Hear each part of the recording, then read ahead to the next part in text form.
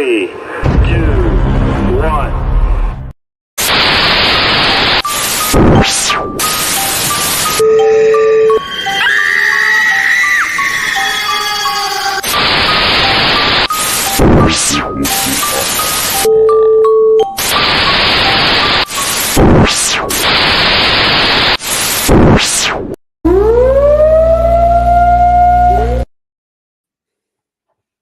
What's going on, everybody? This is AJ Capasso here with another episode of Talking with the Source. Oh my gosh, man. 2 in 1 day. Oh my gosh. Watch out. Oh. But anyway, I'm here with my good friend. Go ahead and introduce yourself, brother. Jonathan Keyworth, JK47 Paranormal. Love you all. Shout out to Robin Hefferman. He's our other co-host, Hefferman Paranormal. And we just love you, man. We're with you, man. I just want to say I love how you say his last name. His last name is Haffern, and you call him Haffernan, and I love it. I just have to say I love it. I'm going to call him Haffernan from now on for everything. Yeah, but he gives you such a hard time. I'm surprised you haven't fucked with him. I know. I did say now I'm gonna. Thank you for using that. But anyway, give a shout out to him. Just please pray for him, his family. He's going through something right now privately. Wow, I couldn't get that out. But please send prayer to him and his family right now. But he will be back with us in a few weeks. But right now we have an amazing guest that's about to be on. He's an intuitive medium. I'm super excited to have him on. John, you just had like a mini little reading thing with him the other night, didn't you?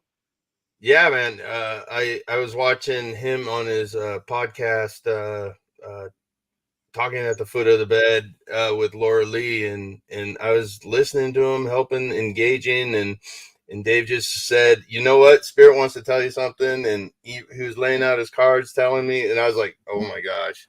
And the analogy that he said, like, you're the ship going through the ocean and there's fog all around you. And you just don't know where to go, but just trust your instincts and just do it, you know? And it just hit me so hard. And, I can't thank him enough for that. Cause I've been thinking about it constantly. So that is awesome, dude. That is awesome. Well, let's bring him on. This is David Hanzel. Let's bring him on. David, how are you, brother? Oh, I'm doing good. Hot here, but good. Whereabouts you at? I am in North Carolina. I'm originally from Wisconsin. Okay, I'm in Connecticut, so I don't feel that much heat right now. Colorado. Yeah, Colorado. We understand you. Yeah, it's been hot here. It's been heat's not, it's not anything different. It's summer, so yeah. Although the humidity, man, humidity. Hotter than it used to be, though. It's different down here than when I used to come here when I was a child. So the weather here has definitely changed since I was a child. Wow. But I like it. It's okay. Little weird people. I'm in like a small town, so to tell people I talk to dead people and stuff isn't something I shout out. Yeah, right. Yeah. I hear you, man. I'm in Strasbourg, like population maybe 1,000. Yeah. I feel you, Dave. How did you become into this field? How did you become into spirit? How did you get these gifts? Like, what happened? I was born with some. So when I came here, I'd put it in simpler terms. When I was born, usually probably right around 3-4 years old, I pretty much recognize energy. I guess you could say I didn't know that's what I was doing when I was younger, but I knew before people walked in the room, like what they, how they felt, like if they were sad, anything. I mean, they could come in and laugh and all that stuff. And I would say to like my mom when I was a little kid, I'd say, why is she so sad, mommy? She said, she's not sad. I'm like, yes, she is. Yeah, I know she is. Yeah. But then that continued into, I started, our house in New Berlin, Wisconsin became very haunted. And by haunted, I mean, it was, there was loud. They were loud spirits. They literally would slam doors in the middle of the night. We had plugs going off, like electrical plugs. They would spark off. Me and my cousin were listening to a little record player when we were little, and it unplugged from the wall, hovered there, and then plugged back in. Oh, God. So it's called my name. My parents started hearing it. Then more stuff went on, a lot more. But I kind of ignored it as a child. I thought it was kind of natural for me. And then when I was probably around 6 or 7, that's when I started, saying to my parents, about the stuff, up in the attic. And they would always come up there and check the attics and check the doors. They'd be opening and closing. And I didn't like it. I hated it. And that followed us from that house to the next house. And then from that house to the next house. I'm sorry, Dave. Just real quick, was it the empathic feeling, like you could feel the spirit, or were you actually like sensing? Do you know what a physical medium is? It's Yeah. Physical medium. They're literally using me in order to produce these sounds and all these other things. So we didn't find that until way later on. It didn't hurt. It was nothing. And no, I don't do physical mediumship now. I don't know if I ever will. I might, but it's very difficult. Physical mediumship is extremely difficult. It's a lot of learning. It's a lot of dedication. It's a lot of everything to it.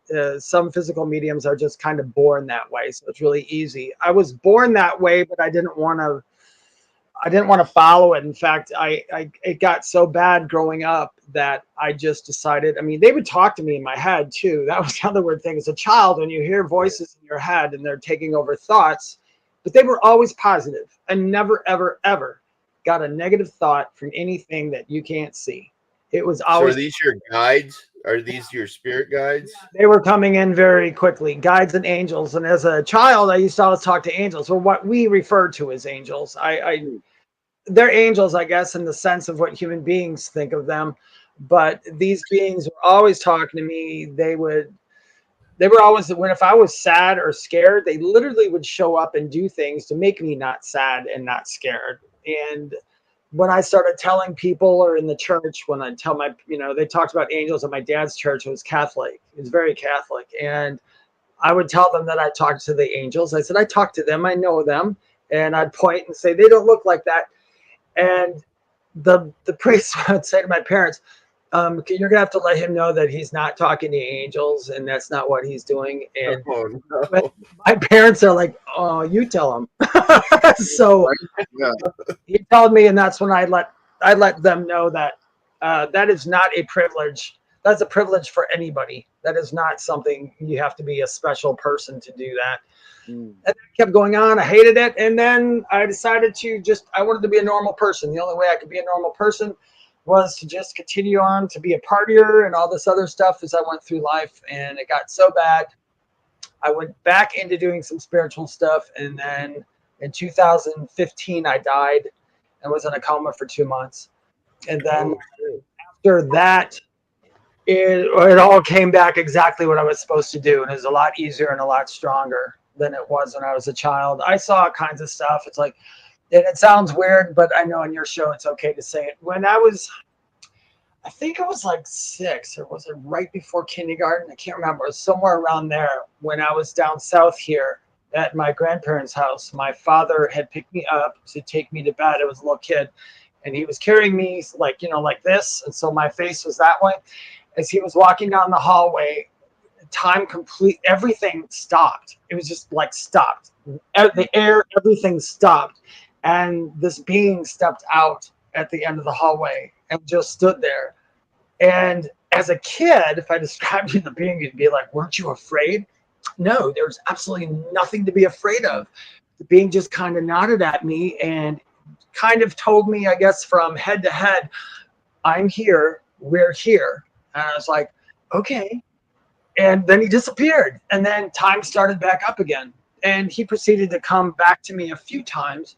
And he was what some people would refer to as a reptilian, which I don't know why people are calling them reptilians, because they're getting a bad rap. They're getting a bad rap saying, oh, this evil person's a reptilian, or their eyes are changing and da-da-da. And that came from the scientists saying we have a reptilian stem in our brain that causes us to do certain things.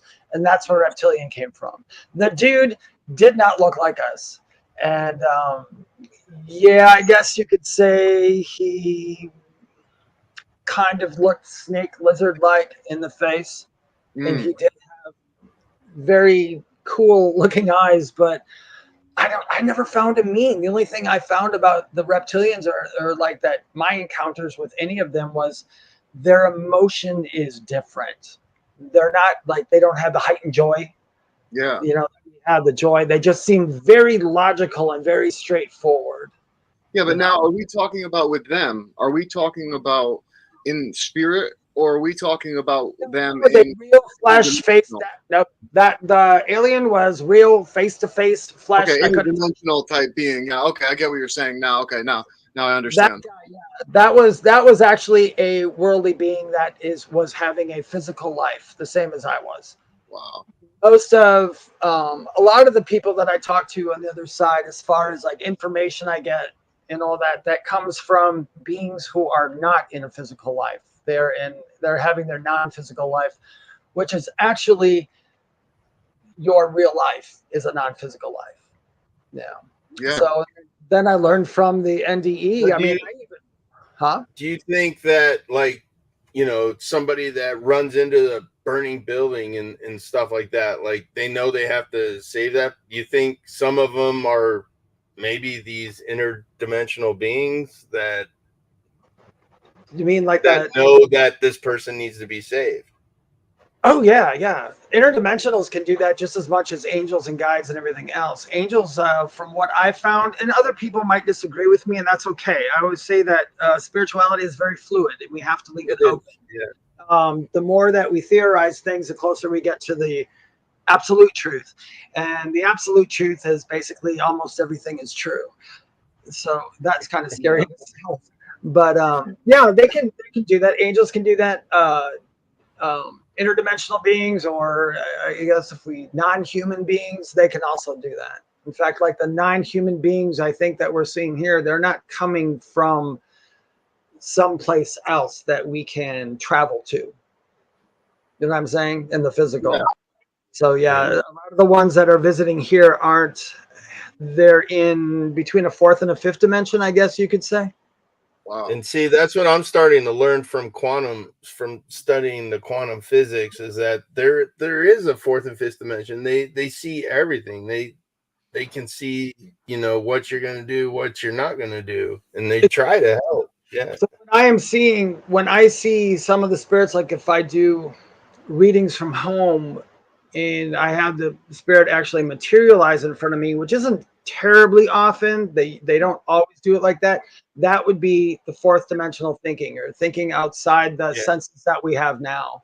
Fifth dimensional would mean that we'd be able to leave the body, so we could have our body appear physical or not be physical.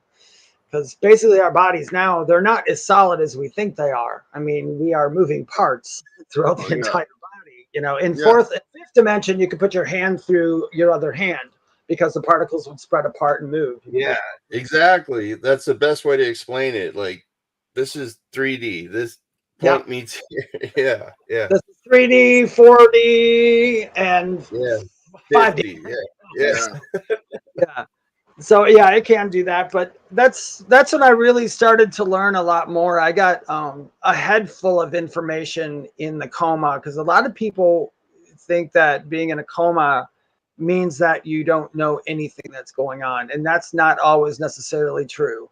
To everybody else, I was out with a tube down my throat and on a machine, but to me, I was walking around the hospital, and then, you know, and they didn't even realize that until I started telling them stuff after I woke up.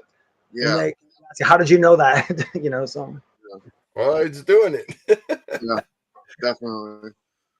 But everybody has the abilities. Everybody does. I mean, I'm no different than anyone else as far as what they can do. It's what you are allowing yourself to do. And a lot of it is based off not a belief system, but a knowing. If you know something, that's stronger than believing in something. Like a lot of people will say, oh, I believe in God, which means a belief means that you're pretty sure that there's something there. Even though it hasn't spoke to you or done anything, you have no memory of it, but you have a strong belief that it's there. And then there's people like me or many others that it's like, well, actually, I know it's there because I was involved with that being at that point. So, yeah. So I found out a lot of stuff about death when I died. So it was a lot different than what I even thought it was going to be. It was better. See, I didn't get to learn a lot during mine. I didn't even Yeah. get to ask a single question. All I got told was by this bright light that I was in this beautiful place that I knew was heaven, and it was just an untouched paradise of like just trees. Like it reminded me of like a Canadian wilderness that nobody's touched, with the most beautiful flowers, the most beautiful colors, everything. And then I got approached by this light, and the light said, it's not your time, but telepathically with a deep voice, it's not your time. You shouldn't be here right now, or something along those lines. And I just got sucked back down this, like what I would call tube almost. And then it was the paramedics hitting me. And that was when I got, I woke up. And it's funny that we all have that commonality. I mean, like, do you remember this? I mean, the one thing I remembered in that part, mine was so long because, like I said, it dragged out 2 months of our time. Yeah. So going in and out. But the not having a body was the best feeling in the entire world. It was weird, but it was cool. It was like you didn't feel like you didn't have a body, but you felt like you were invincible almost. Like you know what I mean? Like it was exactly. I know a lot of people get scared when we say that, and that's a really good way to put it. How you just said it is not having this weight. Not having, I know now it's really funny. I feel gravity now. I don't think I ever really felt it before, but I feel it now. Yeah. Do you do that too? Yes, because I'm telling you what, there's times where I'll even tell John and I'll tell Robin, like, dude, for some reason I feel like there's 100-pound weight on my shoulder that's pulling me to the ground, and I don't know what it is, but I've never felt this before, and like it'll come and go randomly, and I'll be like, what is that feeling? And it'll be. I thought about that, my friend, and I think I know what that is because I get that too. And I'll give you an example and see if that makes sense to you. So in our lives, there are times where like we're really into the zone. You know what I'm saying? Did you ever get in that zone? It's like you're studying something and all of a sudden you can't do no wrong. It's just going so perfectly. You're forward there. When we are in the zone, which means we are in our complete humanness.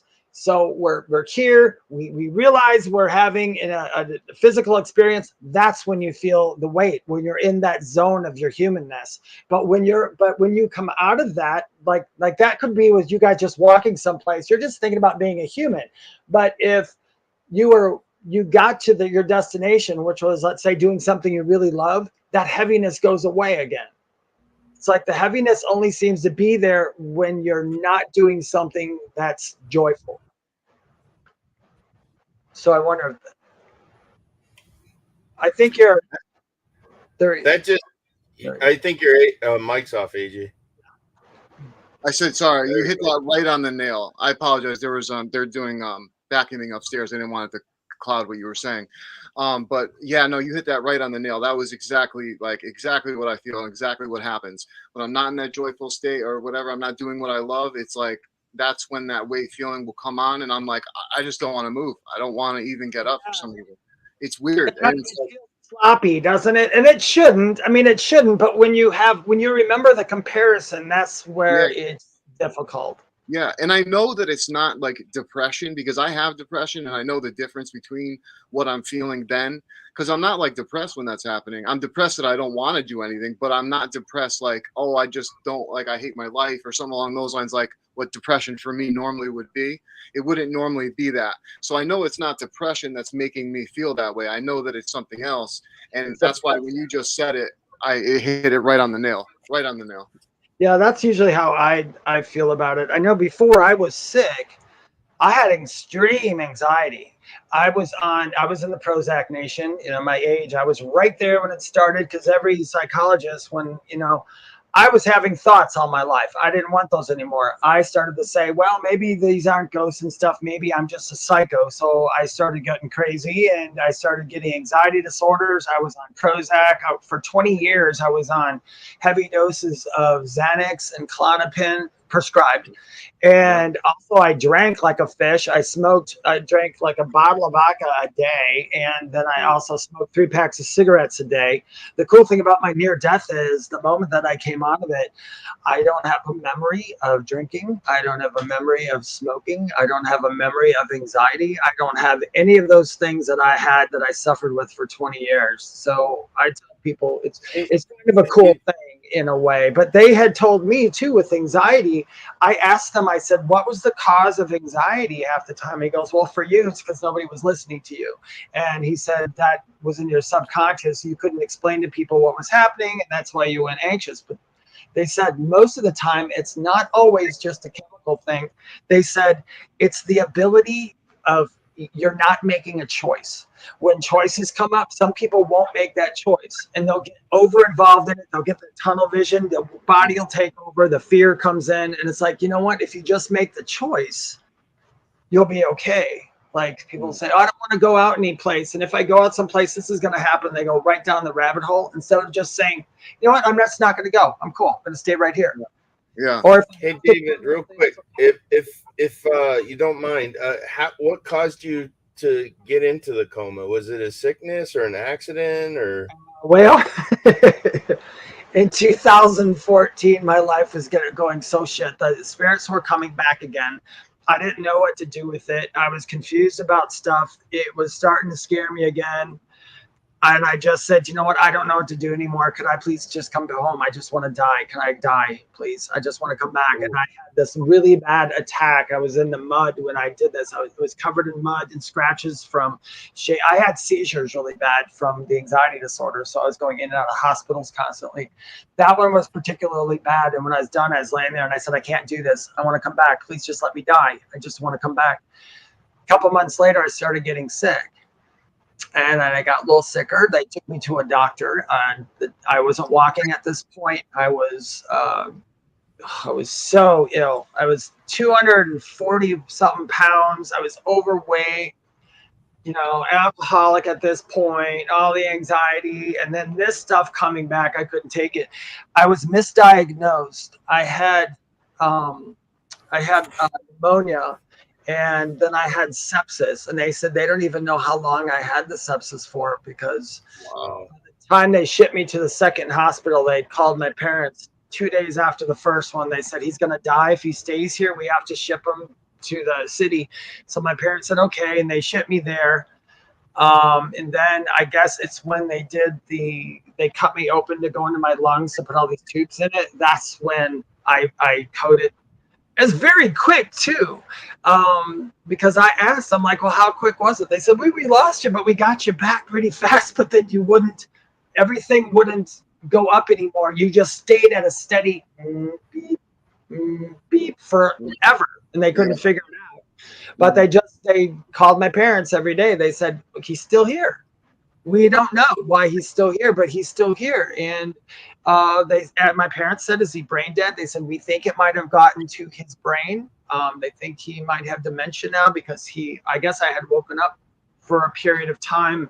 They did a test, and I remember somebody asking me to draw a clock backwards. And they said, my response was, what's a clock? Yeah. And they said, okay, you don't know what a clock is? I said, no. And they were trying to explain time to me. And I said, I didn't know what that was.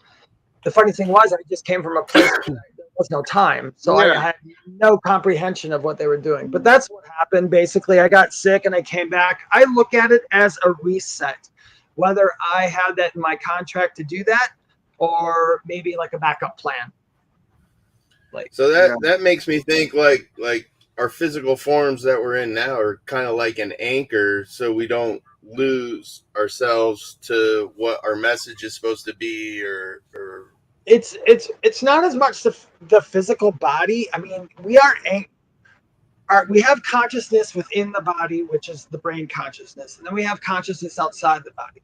The consciousness outside the body is your higher self that's attached to whatever is still over there. Because the one cool thing that I found out that I didn't know before this is that you're not completely here. You're just a small aspect of yourself that's experiencing this. You're not completely here. You're back over there.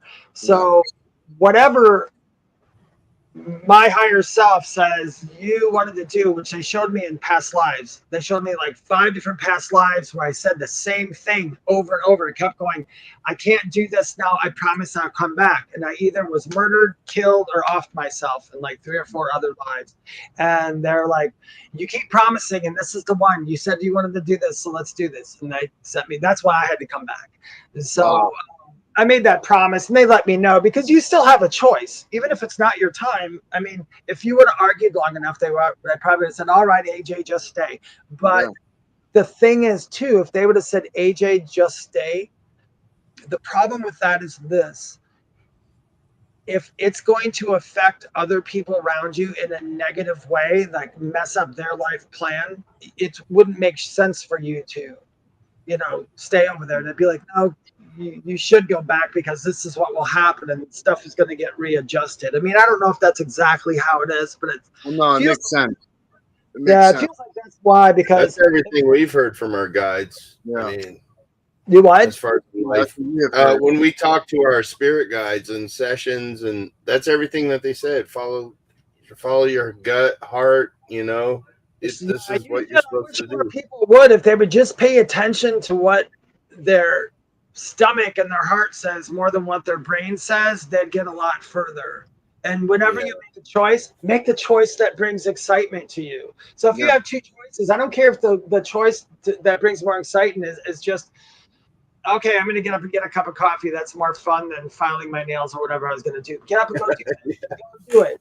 Go do whatever brings you joy. Just keep doing it. And don't, your higher self is never going to keep giving you stuff if you keep ignoring it.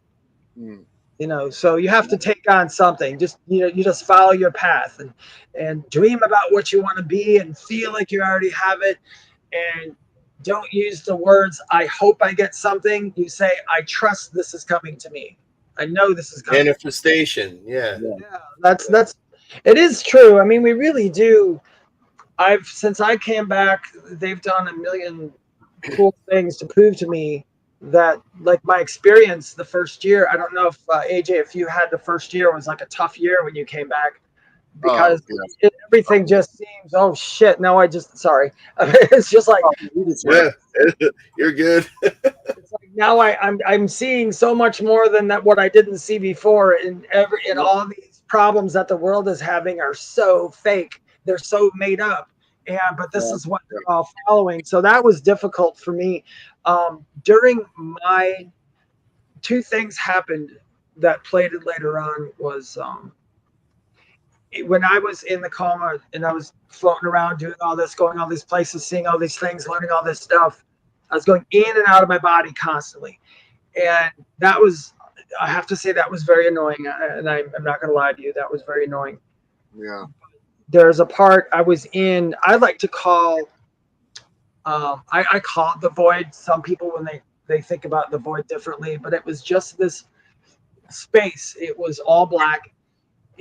It had depth to it. It had height to it. It had bottom to it, but you were just in the middle of it all. But while I was in there, I was just getting all kinds of information that was just coming in. Whatever question I had, the answer was coming. I'm like, this is weird. And then I got this part where I had this little dog, Toto, and I saw her getting killed by the other two dogs.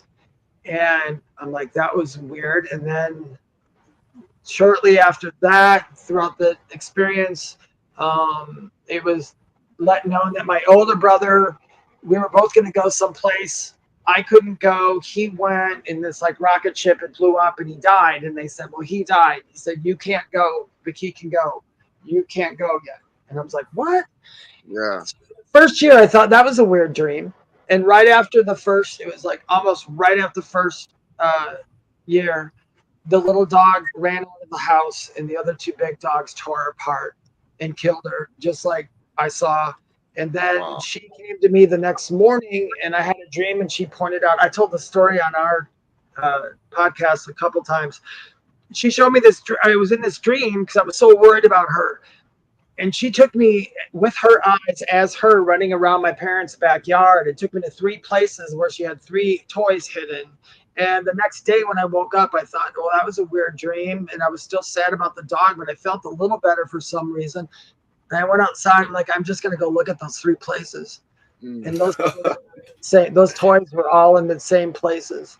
One was the bush that I dug up in the dream and all this other stuff. And then a little while after that, my older brother got stage 4 lung cancer and a brain tumor, and he passed 4 months after his diagnosis. And after his funeral, I came home and I was PO'd at every entity there was. I'm like, are you freaking kidding me? Why did you? I said, I'm not supposed to know when people die. I'm not supposed to know this stuff. You said we are not supposed to know this stuff. And I went on and on for like 2 weeks. I was like, I can't believe you did this. I hate all this stuff over and over again. And then I had this super weird visiony dream thing. And he basically said to me, the only reason you knew this is because you wouldn't have believed where you were if you didn't have some sort of proof.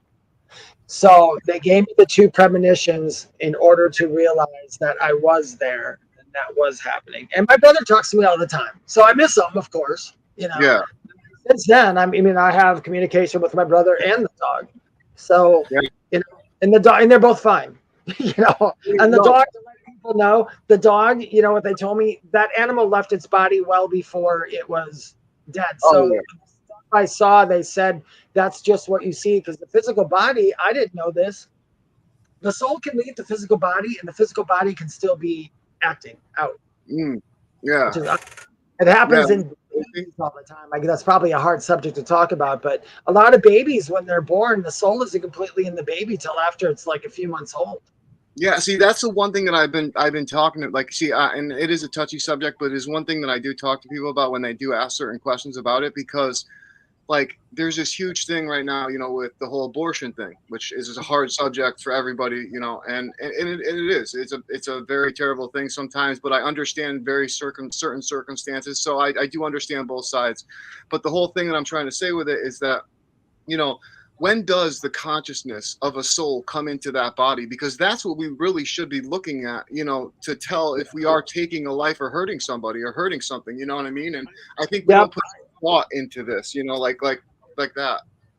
I wish we could say that. I don't know when science is going to let us say that, but I do know for a fact, just from talking to, like, if I do mediumship readings, I've had people's kids come in that were born because something happened. And I'm like, I said, do you have a little boy? They're like, no, I don't have any kids. And I'd be like, are you sure there's a little boy coming in here? He says he didn't quite make it. She's like, oh my God, yeah, I had a miscarriage back in like 30 years ago. I'm like, oh yeah, little boy. He's still around. He's still there. He just didn't come in for whatever reason. I believe they come in when they want to come in. We come in when we want to come in. If we've had billions of incarnations here or whatever, do you really want to spend all that time just sitting there again doing nothing, or do you want to move out? And even when we go to sleep, we travel. I mean, nobody is in their body 7 days a week. Trust me. We are all going to visit our loved ones, guides, spirits, get the lowdown a couple times a week. Astral travel, whatever you need. My father has been ever since my father has passed, he's been in a dream every single night with me. And I remember my dreams very vividly, and I dream multiple dreams throughout the night, obviously, but he'll be in almost every single one, or the most prominent one. And it'll always be me and him hanging out again. And I love it, because now I know it's a visitation. I know that he's there, and I can interact lucidly with my dreams. So it's like I'm get to hang out with him and talk with him and everything. Yep. But yeah, it's any positive dreams that you have about a loved one, those are usually always visitations. The negative ones are not. And people always ask me, I've had people say, oh, I dreamed about my mom and she was suffering because she had this, that, and the other thing. I'm like, no, she's not suffering. I said, this is the only way your mind can get you to deal with the problem that you're having. Mm-hmm. So it's just coming to terms with things, but there's nobody suffering after here. Yeah, it's the same way with my brother, man. When he passed, AJ helped out a lot because I was with family. I didn't have my equipment and stuff, but he told me, yeah, I'm okay. I love everybody and I'm always here. So I know, and that's what I remember, And from that point of view, I don't know if you remembered enough, AJ, but when I was there for a little while, when I was talking to my grandparents, that was a cool experience. Actually, that was really cool. But there wasn't, I never had in my mind that I was worried that everybody was going to cry or be sad over me. Because for some reason, I just knew everybody's going to be okay and they'll be along shortly. Yeah, like it was like I didn't want to come back. Like I didn't want to come back. I wanted to stay. I was mad that I woke up. I was very upset that I was woke up. I was very pissed at the paramedics. I was so upset, like you have no idea. Like I was actually like screaming, and I actually ripped up, like when I got to the hospital, I ripped off all the things that they had in my arm and everything like that, and I literally just walked out of the hospital. And my family was upset with me because they figured I was doing drugs. They figured I was going to go right back out and do what I was going to do, and of course, stupidly I did because I was an idiot then. Luckily, I got away from it, thank God. But the point of the matter is that it scared the daylights out of me enough where all of the activity that started to happen afterwards started to make me feel like I was crazy. So I would go and I'd visit doctors and I'd be like, "Hey, can you do a brain scan? Like I think I messed something up with the drugs and whatnot when I died and all this stuff." And they would come back and say, "No, you're fine." And then the activity started coming, and the experience that I started having, just led me down this road to here. So I went a little bit different path than yours, but so much similar stuff that you've said has been exactly what I felt and what I've been dealing with. And it's so hard because not a lot of people understand it and know it. No, they don't.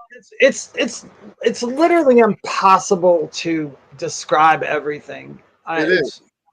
But but everybody gets to where they're supposed to be by stuff that happened, like your brother passing away, or your father passing away, my brother's passing away.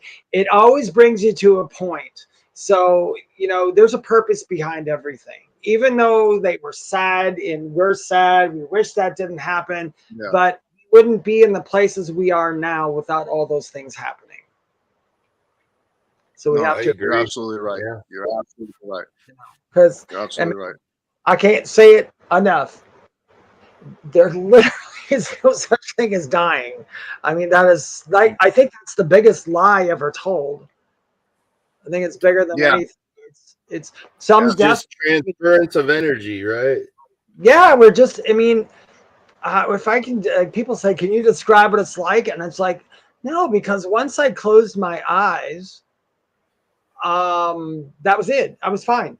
I mean, everything. I don't have one. I had to learn how to walk again. I had to learn to do everything. I don't have one memory of pain at all.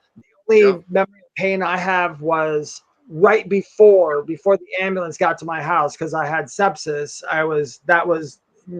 That is a very terrible thing to have. Trust me. It was sickening. It was gross.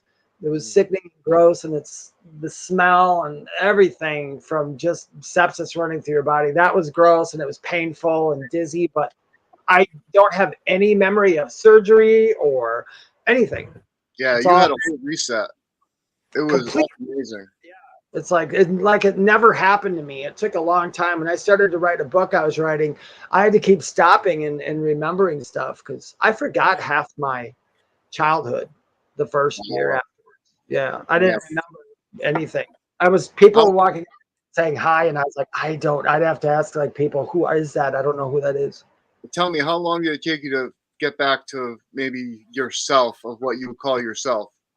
At least a year. At least a year, right? Yeah. And then as every year since, day by day, something still happens. I think it's really quite remarkable. I mean, I enjoy it. Yeah. I mean, I don't. Sometimes I wish that maybe everybody should have an NDE at some point. Too bad that wasn't just to remember who we are. But we are getting to that phase in life right now with everything happening. The shift is real. I just don't think, for me, I don't think it's kind of like what all these woo-woo blah blah people are saying on YouTube constantly about, we're in the fifth dimension and how to get in the fifth dimension and how to do this. Yeah. 7 signs that you're this and that. It's like, oh, shut up. It's like everything is just, we're all moving over, we're all learning and everything, and the shit is hitting the fan in the world, but it's supposed to. Yeah. I believe too. I believe we're right where we're supposed to be, sadly. Exactly. We're supposed to, the only way to level up was, pardon the pun, take the masks off everybody. So everybody's inner everything about who they are and what they are had to come out. Yeah. And it's scary because we realize how many people were holding back all this mean stuff in their heart all these years. And now all of a sudden they're out there just, but that's even fizzling away now. We had it, and it's going away. It's like, you got to trust the process sometimes, how it's going. Yep. Absolutely. Yeah, I want to ask, when you see, when when you either see or feel or hear, how does it come to you? Like, does it come in flashes? Does it come in your obviously mind's eye? How, like, would you audibly hear it? How do you hear it? It, Clairvoyant? How are you? it depends. When I first, after the first year, when I first started reworking in this field again, a lot of it was clairaudient.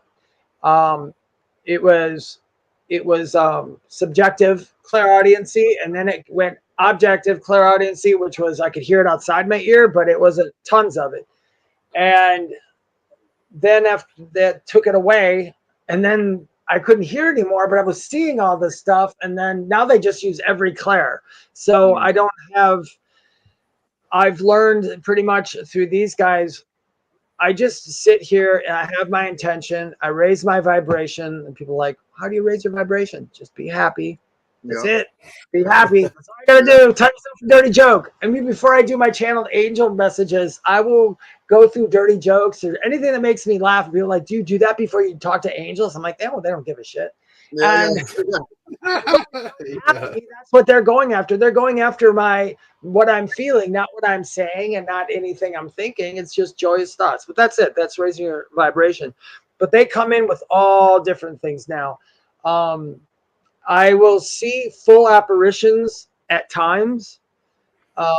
Very rarely in my house do I see a apparition that just jumps out in front of me. I mean, you'll see the shadows and everything else, but I've had times like when I was younger, they would literally be standing in the hallway and you could see right through them, but it was there. I mean, you're awake and it was there. Yeah. That was weird. Now a lot of it comes in through the mind. It's hard to explain the clairvoyance unless like you're super clairvoyant. But if I'm doing a reading for somebody and there's a face there, I'll see it in the distance. And then it'll start to come closer, and then I'll see an outline. And sometimes I'll just see the form, not in what they look like here, but just their form, and you can feel who they are. It all depends. I hear it, I see it. They take me back. I always say, like, me as a medium, they go through I call it my Rolodex in my head. So every experience that I've ever had in this lifetime, how I learn things, what words I know, how intelligent, book smart I am, and everything, that's what they're pulling from. Wow. And they'll use that to get me the messages. And like for your card read that I did for you today, that was basically, he had asked for a card read. In how it works with me in spirit, there's this phrase, it's not without being asked. They always told me that. The moment, which means I don't just walk up to random people and go, hey, you want me to tell you your story? No.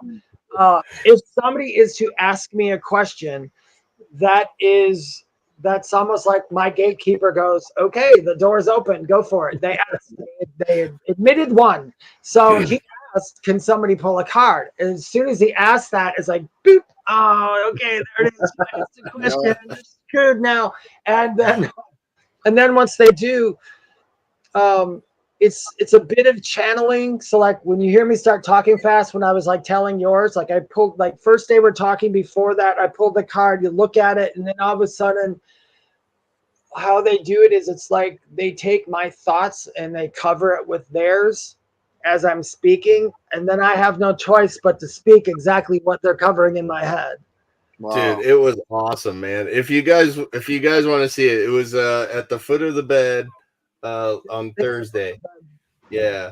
Whenever I start talking really fast, that's when you know. It's kind of like mixing your energy in with them, because we're energy and people don't see it like that. They keep thinking like we're a solid thing. And for the most part, we're having a solid thing we're doing. But their energy is non-physical. And I also do have a non-physical energy around me. It's called your aura. It blends together. And then it's almost like two becoming one.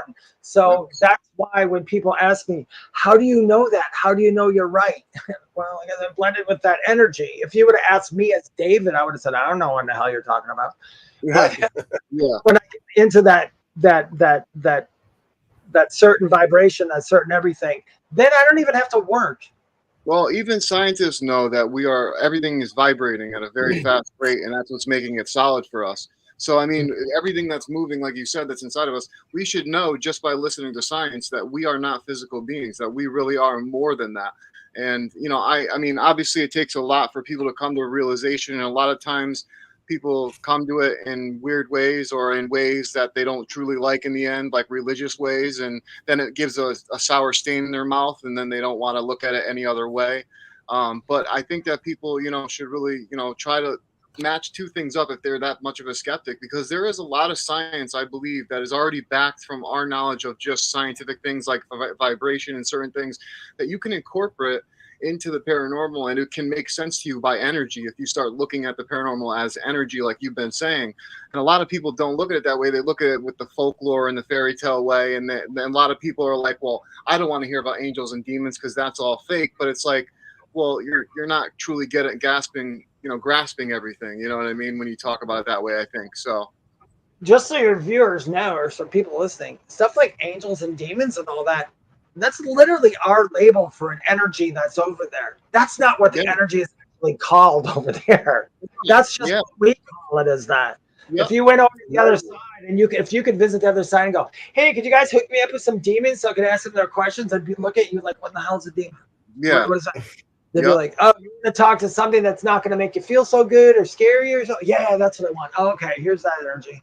Yeah. And there it is. That's what I always said. It's the church's way of describing things. Mm-hmm. Yeah, that's why I believe it's a lot of the intent too. It's just like when people are the occult, they put the intent in to conjure up a negative energy. And then you get people that go in, obviously, with love and respect, that go into places that bring a different type of energy and want to speak to a different type of beings. But I believe the intent behind what we're saying is what's really resonating in that and bringing that forth. Just like when people say angels or demons, if I go, oh, I want to talk to demons, I think the intent behind it is what causes to bring it forward. What do you think about it, David? Do you think that's true? I think so too, because I mean, and some people get mad at me when I say that. I'm not a very woo-woo person. I mean, I know a lot of stuff, but I not everything is happy-go-lucky, but not everything is evil either. But as far as like demons and all that, when I tell people that actually doesn't exist, demons, they came from religion. Before religion, we didn't call it demon. Now people say, but I saw a demon and I saw them pick up something. I'm like, I know you're dead. In our experience, that exists. So the experience we're all in now, I look at it this way. We are all having a massive dream together. This entire world said, hey, let's all have a dream and participate, but we have to agree on a few things. What should we agree on? We have to agree that there's mountains and trees, that there's life and death, that there's birth, that there's animals. We have these agreements. So that stuff is never going to go away. But you can also bring into this life whatever you want because it's your dream. If you want to see a demon that looks like a certain way, it's possible because it will exist then because of the fact you are creating it. We are literally creating the demons that haunt us. We are literally creating the guides that guide us. We are literally creating the angels that protect us. As long as we acknowledge that thought, that vibration, it materializes. Did you ever hear the book like Dante's Hell or whatever that's called? Where the guys they have the dream. They say, "Oh, we died and we went to hell and it was all this and that." Well, there are lower levels. I call them lower levels, not meaning that anything lower or higher is better than anything else. It's just the way to describe it. There are literally places. Every scream, every bad thought, every dirty thought, every monster in our head, every dream, everything has to go someplace. Thoughts are things. They can materialize. And that's what tulpas are and everything else. So there are places where all those gather. There's a place where all that gathers. If you were to walk through that place and didn't know what it was, you would think you were in the worst hell you've ever saw in your life. It'd be all smash monsters and all that, whatever, if you can create it, if your mind has the capacity to create it, it can be real. Now, I'm not going to negate anybody, though, here who says, well, I saw a demon. No, you really did. And that's fine. You created it, and not that you just created it, but you are open to it, so you can see it. There are certain things I cannot see because I'm not open to it. The other time I said I was at a place where they said it was terribly haunted and all these terrible things were coming here. And people were definitely getting some really bad EVPs and everything. But I walked through and I got some names of some people who used to work there. I got all these other stuff where they were, and they went and validated it. I'm like, there's nothing scary. Well, I'm like, what are you people seeing? Yeah. That's so Exactly. and it's Yeah. all our perception. I mean, that's how we look at people too. I mean, they could look at like I got long hair and everything. Oh, he's an old hippie. You Yeah. don't know that just because Yeah. I look like this. And that's the same thing with demons. So if something looks crappy, you might think, well, it's just automatically me. Yeah, No. and plus also with Hollywood and the way that the mainstream makes everything, it's all about. I mean, you see on YouTube, every single team on YouTube has to go and fight a demon every single episode, and it's like, really, guys, really, come on now, like do something more with your lives than just that. I'm sorry, it really bothers me when I see that, because It's actually laughable because of the fact, how do you fight a demon? It's not physical. What are you going to do? that's what I'm saying. What are you going to do? You're not even on the same playing field. There's nothing. I just don't see the point. I'd rather go and get some great conversation and great responses through a spirit box by showing respect and love than going in there trying to be a rude jackass and all of a sudden hoping that they're going to answer or respond with hurting me or something. You know what I mean? Like, that's just stupid. That's just a waste of my time and a waste of their time. Some people like that, and I get it. It's like, well, if that's what you want, then just go to a haunted house. Go to a haunted house. Quit making a bad name for it. Yeah. The rest of us are trying. The rest of us, I do this because I want people to know in whatever way I can. If they ask me, I'll explain whatever I can to let them know. We just don't move on. You close your eyes whenever this body's done or whenever it was time, and when you open them again, you'll be like, it literally feels like that. It literally feels like that. You just close your eyes and you open them. Like, that's what it is. That's why every time I have a dream at nighttime and it's so vivid, because every single night, like I said, they're very vivid dreams. I can taste things, see things, feel things in my dreams, like the wind, the rain, everything. And every single night, it's literally like my near-death experience where I've closed my eyes and I wake up in this dream state. And there'll be times, David, where I'll have dreams, the same dream for 6 months, and it'll be playing out. Like, for example, one time I had a zombie apocalypse dream. For 8 months straight, I would close my eyes to go to sleep at night, and I'd wake up in the same spot I was the night before where I left off. And I would wherever I left off that night, it would start up again the next night. And it was the most craziest thing. Did you ever wonder, though, if that ever, because I'm not saying this is what it is, but I'm going to say this has happened. Yeah. A lot of people who make stuff and create stuff, we all think it's coming just from our head. And that's not true. We have a lot of help. Yeah. So you ever wondered if somebody was trying to give you that so you could make a movie or write a book? I'm telling you, no, I'm not. No, I know. I'm dead serious. I think so, because I'm telling you, like, there's been full storylines behind every single thing. And I probably should write them down. I mean, I know a lot of them, but if it brings you joy, information. I mean, I used to write when I was a child. I used to write all these 2 or 3 line like poetry things, and people go, "Who wrote that?" I'd be like, "Me."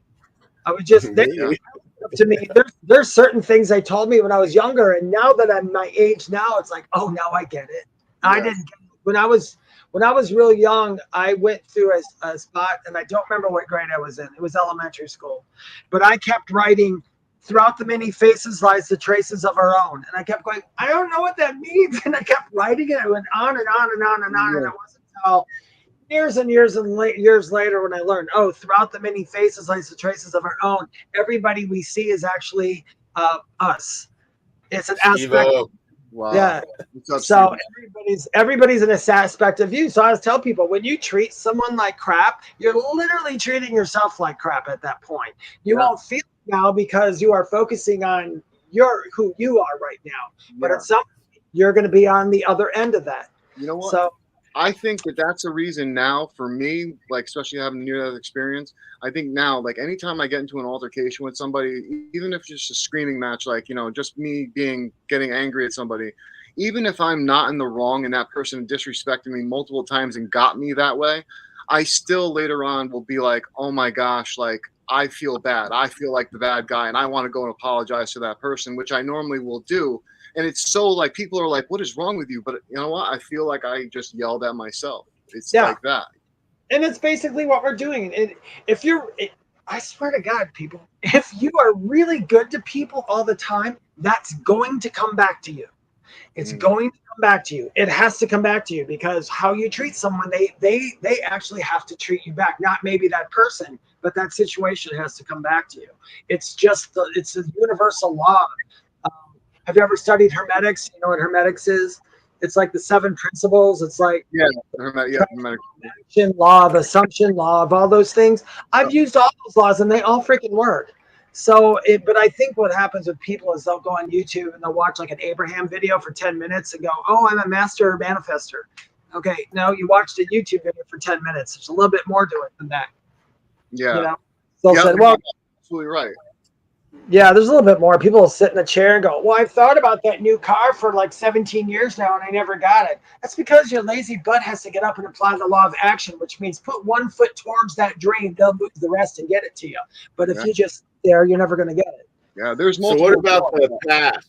Like if you think a lot about the past, is that going to dictate your life path or your future? Should we forget the past and live in the present, or depends on what you want to use the past for? If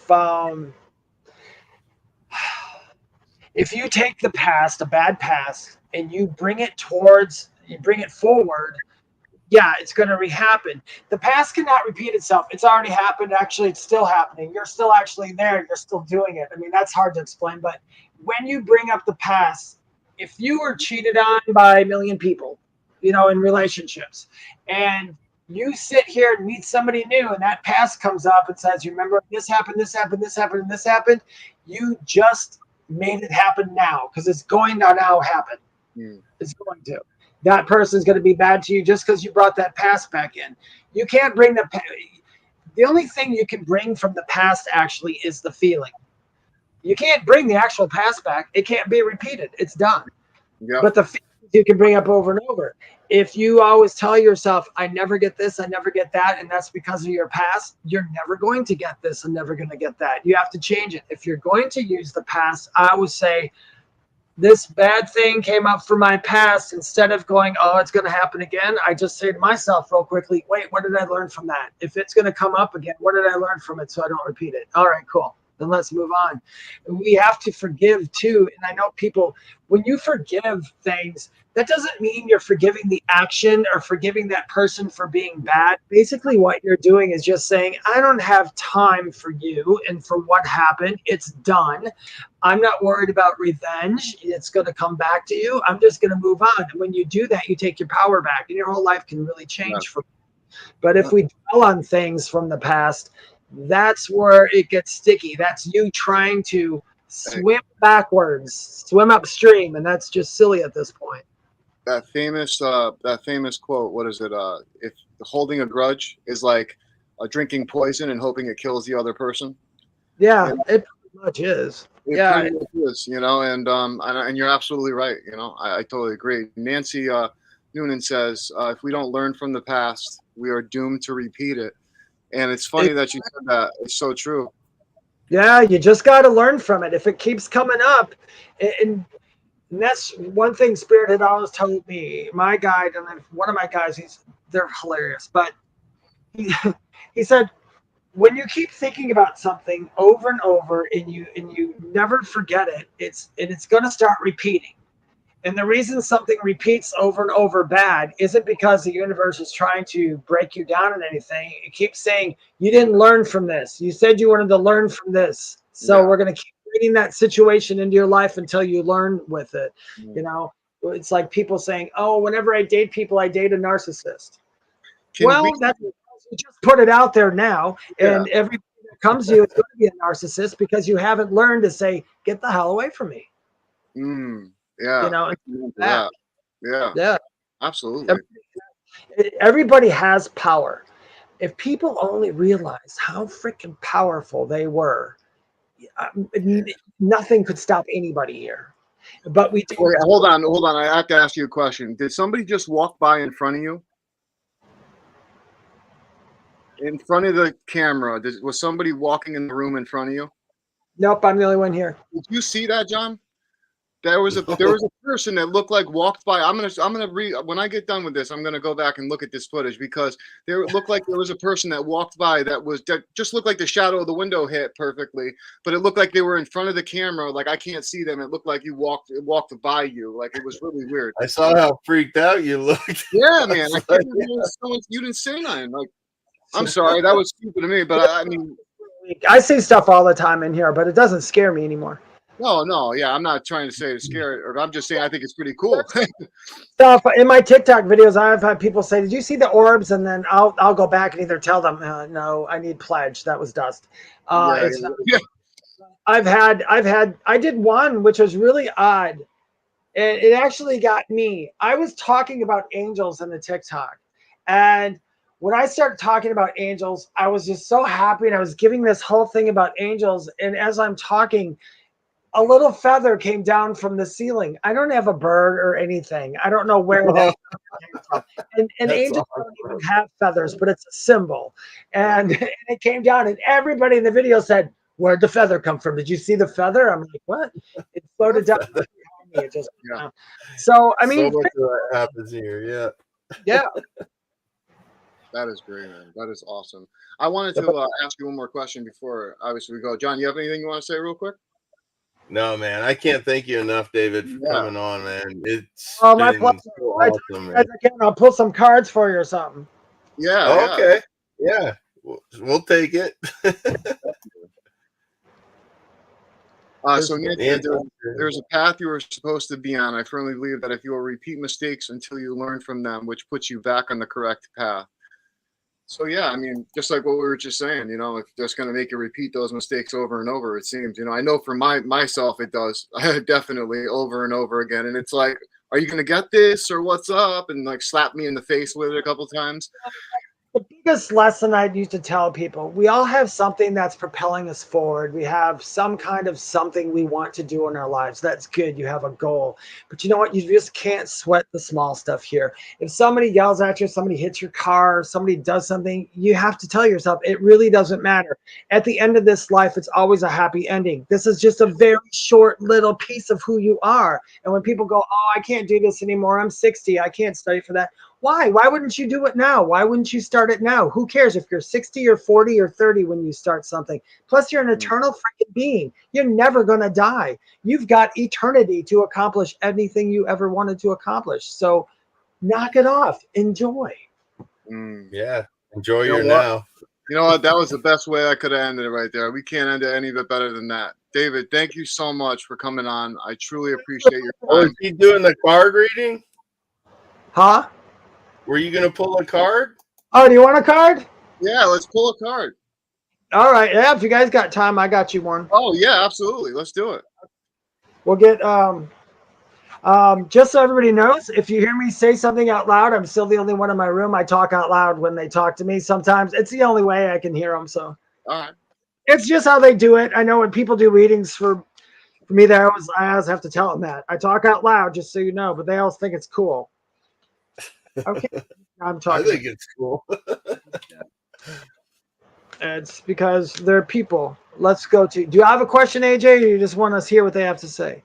You know what? Can I ask for someone in the audience if I give you a name that's in the audience? Can I get? Okay, so there's a lady in the audience. Her name is Emma Jane. I want you to pull a card for her. She's going through some things in her life, and I want to see if maybe you can give her some closure on it or something that Spirit can tell her. Emma Jane? Yep. No.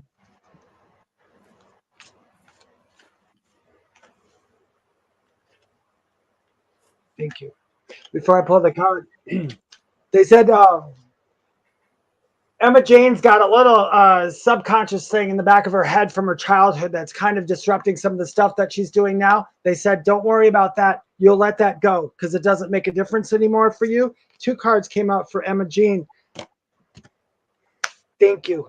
Emma Jane, and this is funny. See, they said that, and here's the card. So this card that comes up, it's called Distant Thunder. Now you see the bottom of that, Emma Jane? That's what is more. It's clearing the air. That's what's happening to you right now literally is not your fault, Imogene. It's not. You don't have anything to do with it. It was how things were reacted around this certain situation. Thank you.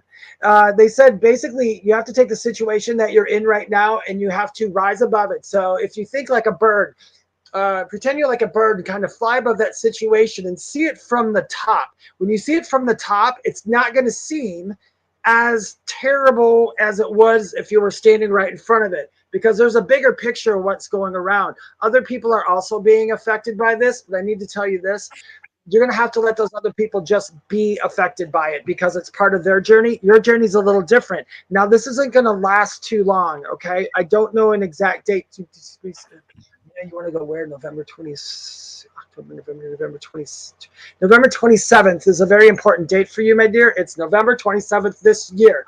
It's something, I don't know what's happening. It just came up in your energy. The second thing that come in is infinite abundance, Miss Emma Jean, which you could use a lot of. This abundance isn't, it's not as much monetary. It could be, but there's an abundance of good that's coming your way. You just have to be open to that. If you just close your eyes and you just, if you're having a particularly bad day, Emma, close your eyes and just ask, or just say, listen, I need help dealing with this. I need to put it out of my mind for a moment, and I'm going to put it out of my mind for a moment, and then do that. Imogene, I'm going to give you one more thing if she's still on here. I want you to close your eyes and then take a really deep breath. Guys, you can do this too if you want. This takes 2 seconds, and this is amazing. Close your eyes, take a really deep breath. As you take in this deep breath, let your eyes, your facial features, everything just relax. Hold it for a moment and then breathe it out. Then you're going to take another one, breathe in very deeply. And when you get to the top of your breath, ask yourself, what is my next thought? Ask yourself that question. You shouldn't have one at that moment. Did you have a thought? Was it just blank? It was blank. Yeah. It's supposed to be blank. That's how you just need to clear something. So Emma, that's a lot of things, Emma. You just need to get rid of some of those thoughts. They're just kind of hanging around. Some of these thoughts coming around in your head, it's almost like they think they're in a playground. All right. So it's time to just tell some of those thoughts, you got to come back another time. I don't have time to deal with you, but you're going to be okay. And like I said, November 27th is a pretty decent day for you. 24 is also really nice. Coming up around February. I don't know what February 3rd means to you, but it's right around February 3rd of 2024 also. Now, these dates are not set in stone for me because it's very hard for me to get a time period conjunction, but that's what it looks like to me, to where they're compacting it for me. And I hope that helps you, my dear. Yeah, no, thank you so much. I'm going to actually send this to her afterwards so she could see it personally if she's not in here. But can you do another one for Nancy? Because Nancy's still with us on here. Nancy, would you like one? Absolutely. If Nancy says yes.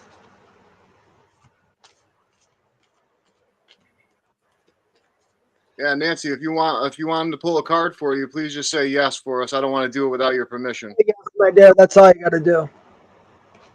She said love to. I always tell people, no matter what you do in this life, when you're confronting another human being or another spiritual anything, you always want permission to do something with that person. Permission is just always good, you know? Yeah. Can I have permission to say something nice to you? Absolutely. Well, that you don't always need permission to, but when requesting information. Yeah. Nancy.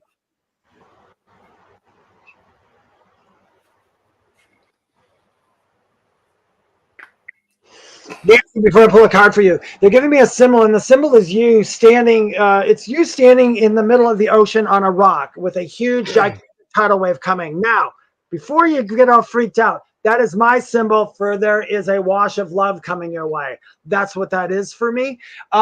This love doesn't necessarily mean in relationship stuff, although it could. Where am I looking to? Where are you taking me?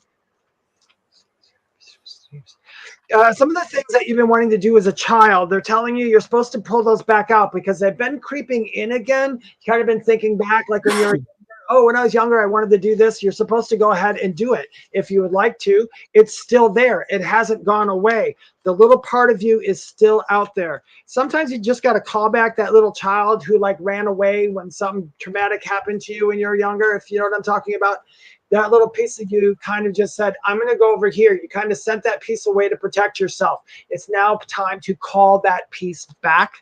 Okay.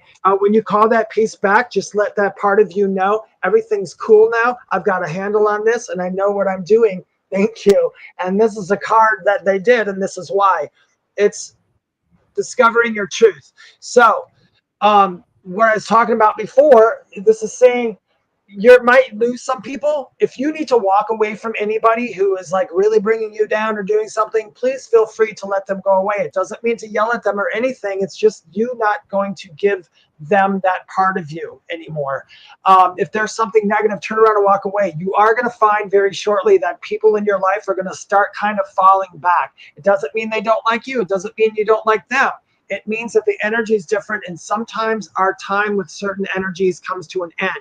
It's no longer needed. It's not going to be healthy for us. So you'll see certain things and situations back off from you very shortly. And the last part of that, because they told me there's one more part. Thank you. Got you. And this is the big one. This is the last one they brought up.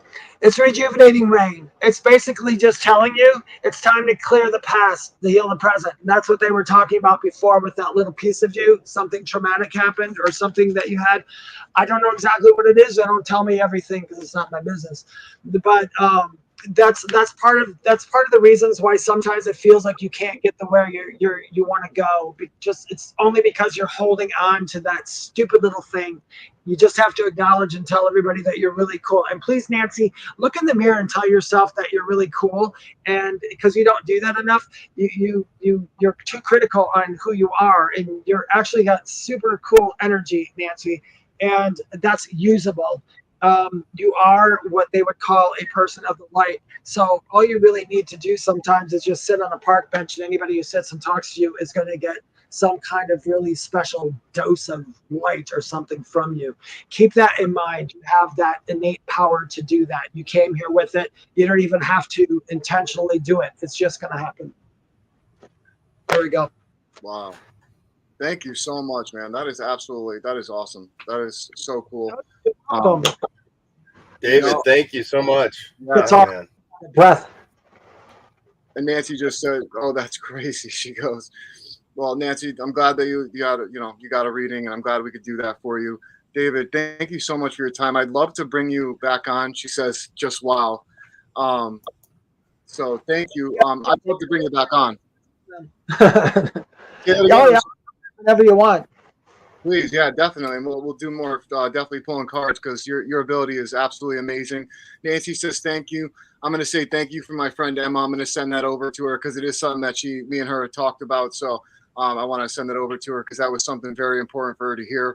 I just okay. This is just a little bump in the road. It's just a little glitch. That's all it is. Definitely. So thank you so much, David. Hey, until next time, we really appreciate you. Please make sure to check out David Hanzel online. Go to let me pull up his stuff. I'm sorry, I almost forgot to pull up your banner real quick because we've been talking so deeply. Go follow David Hanzel at his website at theywhisperedtome.com and all his social medias. Please go ahead, David, and shout out the rest of your stuff. I just want to say, if for your people who watch this, if you go to my website, there's something on there called a clarity reading. That's like when I talk to guides and stuff and get information like that. It's not as much for mediumship readings. It's for, like your life purpose. If you use the code, the gift at checkout, it'll take $10 off. And I think that makes it like $45. So. Nice. The gift. Remember. Yeah. Awesome. Well, Daniel, thank you so much. We truly appreciate you. And thank you so much for your time. Thank you, my friend. Absolute pleasure. My absolute pleasure. Thank you so much. Thank you. See you soon. See ya. Wow, man! I tell you, absolutely awesome. Totally blew my mind. I mean, especially like you don't know what's going on with my friend, obviously, and she talked. What he hit on was absolutely something she needs to hear. So I can't wait to send that over. It's going to be truly amazing. Yeah, man, that's awesome. And like the card he read me on his show just hit home. Yeah, He's right on. He's spot on with everything. That is absolutely awesome. See, and I didn't want to take up too much more of his time, but I will ask him for a card to be pulled next time when he comes on, because I did want to ask, but I'm like, no, let me hold back. I wanted to get our viewers some people to get their readings and stuff like that. But, you know what would be an awesome show, dude? If we had him and Patty Negri on the same time, dude. Yeah. Just listen to their conversations about that. Oh, I tell you what, man, like his outlook and everything on the paranormal and on, from his NDE and everything like that is totally spot on with what I experience and what I've, been getting through my spirit boxes and everything for a long time now. So yeah. I'm just super grateful he was able to come on, and I'm glad you were able to have your reading before coming on. He came on so you could talk a lot about it. And I just been dude, this has been a great day, man. 2 shows in one day. Thank you guys so much for tuning in and watching. Yeah, thank you. Love you guys. Yeah, love you Smash guys that so like, much. hit that follow, share. Yeah, you can follow us on Spotify, on all the podcast listening platforms to listen on the go. Follow us on Facebook. We put all our videos on Facebook, on YouTube, Twitter, all that kind of stuff. So all that stuff. Follow us.